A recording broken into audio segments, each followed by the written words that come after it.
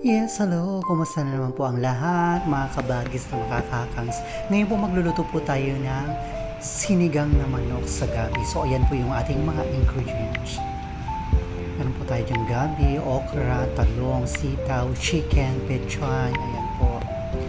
So, magpapakulo na po tayo ng tubig. Ayan po.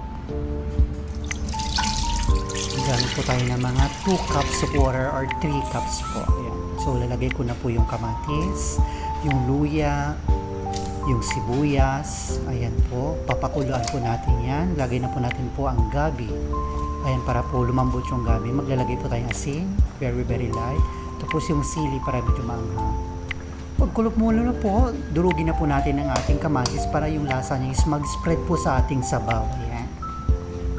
Para maglasa po siya. Afterward po, maglagay na po tayo ng chicken. Ayan po.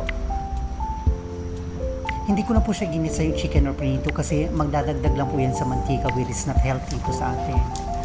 So ayan po, maglagay na po ako ng sinigang mix na may gabi po siya. Ayan, para malapot po yung ating sabaw. So ayan, kunting halo and then pakukulan po natin siya. So ayan, pag kumulo na po ng bongga,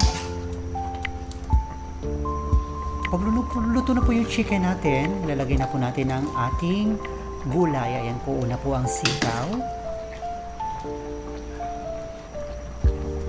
Next po dyan, ilalagay ko is yung talong. And then, ilalagay ko na po yung pechay. Ayan po. Gusto ko po kasi magulay para masustansya siya.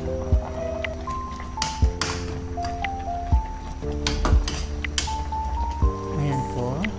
And then lastly po, ilalagay ko na po yung okra natin na konti lang. Pero masustansya po ang okra. And then let's taste it. Pag kulang po sa alat, maglagay po tayong patis. Additional po yan na pampalasa.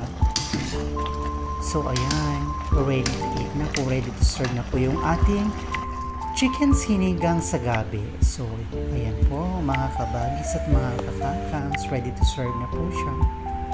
So there you have it. Lafang na naman po tayo nito ng bonggambilya. Wala naman po diet ngayon. So ayan po, ready na po tayong kumain. Salamat po sa panonood. Hanggang sa muling video po. Salamat sa suporta.